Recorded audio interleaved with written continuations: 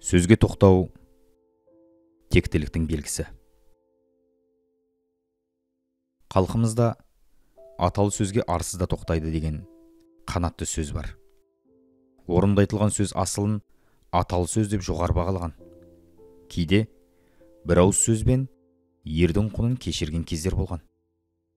Ертеректе алаш баласы сөзді тыңдай да, оған тоқтай да білген. Тіземнен сүріндірсең де, тілімнен сүріндірме деген бабаларымыз сөзінде тұрмайтындарға жетесізге жет айтсаң да ештеңе шықпайды. Сөзінің пәтуасы жоқ. Көң қатса қалыбына барады деп кейген.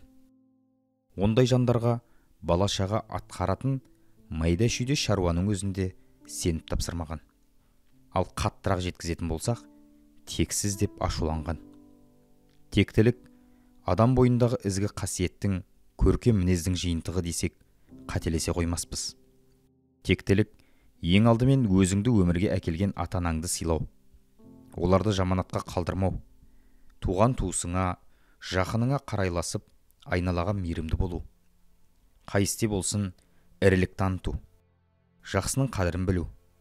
Бұқары жырау, жақсыдан жаман туса да, жаманнан жақсы туса да, тартпай қоймас негізге деп жырлаған екен. Демек, тектіден текті туатыны, тектілік тұқым қуатыны ақиқат. Осы жөнінде Бекасыл әулие тектіден текті туады, тектілік тұқым қуады. Тектілердің тұяғы таңдайды құз қияны, шын тектілер халық үшін өлімге басын қияды. Жақсы жаман деместен жанына жұртын жияды депті. Демек, текті дегеніміз халық үшін басын бәйгеге тігетін, ел үшін қызмет ететін, жаман мен жақсының парқын айыра білетін жан.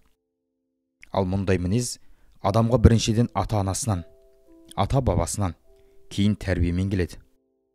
Тектілікті сақтап тұратын бірден бір темір қазық иман. Себебі бабасы қаншалықты текті болса да, ұрпағы иманмен сусындамаса, соңында жоқ болып кетуі әбден мүмкін. Иманы бар адам ата-анасын құрметтейді. Отбасына қамқор, өзгелерге пайдасын тигізеді. Ол күншілдік пен қызғаншақтықтан аулақ болады.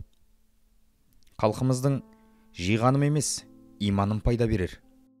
Иманнан басқа нәрсені Құдайдан көп сұрама деуі сондықтан болар сірә. Ал иманды жанның сөзге тоқтауын заңдылық ретінде қарастыруға болады. Қазақ даласының азаттығы үшін жанын пида еткен Кенесары хан Қасымұлы дұшпандарына жол көрсеткен үшін Арыстанбай ақынды өлімге бұйырғанда, дар алдында тұрған ақын: «Кенеке, жақсы көрсең қарашыңмын, жек көрсең де өзіңнің алашыңмын. Атаңа 6 қатын алып берген Атығай қарауылдың баласымын» дегенде хан аталы сөз айтып әруақты ауыз қалды ғой, босатыңдар деген екен. Кезінде Кенесарының атасы атақты Абылай арғынның Атығай қарауыл еліне сұлтан болып келгенде 6 қызын әйелдікке бірден беріп, болашақ ханға ерекше құрмет көрсетілгені халық арасында айтылады. Қыпшақ Досбол би жас кезінде Торғай дуаны жақсыларының қасына еріп, бір даумен шекті Есет батыр Көтібарұлының ауылында болады. Сөз сайысында дәлелді уәж шымбайына батып кеткен батыр төрде ілулі тұрған қылышына зілмен қарағанда бала Досбол: «Қылышың мықты болса кеше Ерназар бекет айдалғанда қайда болдың?» дегенде Есет тоқтап қалған екен. Міне, орынды уәж. Дәл тауып айтылған сөзге қазақ жақсылары осылай тоқтаған, және би шешендерді қазақтың салтымен құрметтеп аттандырған. Бүгінде сөз бұйдалық қалыпты жағдай болып бара жатқаны өкінішті. Сөзінде тұрмау, орынды сөзге тоқтамау үйреншікті құбылысқа айналып барады. Жетеріне жеткізіп, өмірден нақты мысалдар келтіріп дәлелдесең де, өз білгеннен қайтпайды. Соңында басын тау мен тасқа соққанда қателескен, мүмкіндікті жіберіп алған іштей болса да түсінеді, ең жаманы бәрібір мойындағысы келмейді. Жарты ғасырдай айтыстың басы қасында жүрген, сөз өнерін халқымен қайта қауыштырған Жүрсін Ерман бір сөзінде: «Сөздің қадірін өлтірген өзіміз. Қазақ сөзді кие тұтқан. Бір ауыз сөзге тоқтайтын халық еді.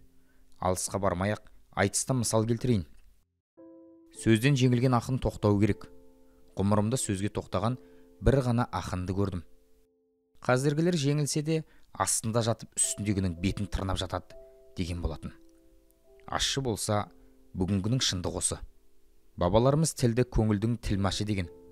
Сондай-ақ сөздің, яғни тілдің қылыштай өткір, тастай қатты екенін де түсінген. Айтылған сөз атылған оқ дейтін содан. Өйткені қисынды сөзге ешкім күмән келтірмеген. Өмірдің қағидасы ретінде қабылдаған. Қазақ қоғамында сөз ұстағандар ерекше құрметке ие болған. Себебі олар жеке бастың немесе жеке бір рудың намысын жыртпай, ел мүддесін жоғары қойған. Есті сөзге Абай хакім айтқандай, естілердің айтқан сөзін ескеріп жүрген адамның өзі де есті болады. Ендеше естілік елдігіміздің кепілі. Сонда адам мен адам, халық пен билік табысып, араларында түсіністік пайда болып, келісім қалыптасады, тыныштық орнайды.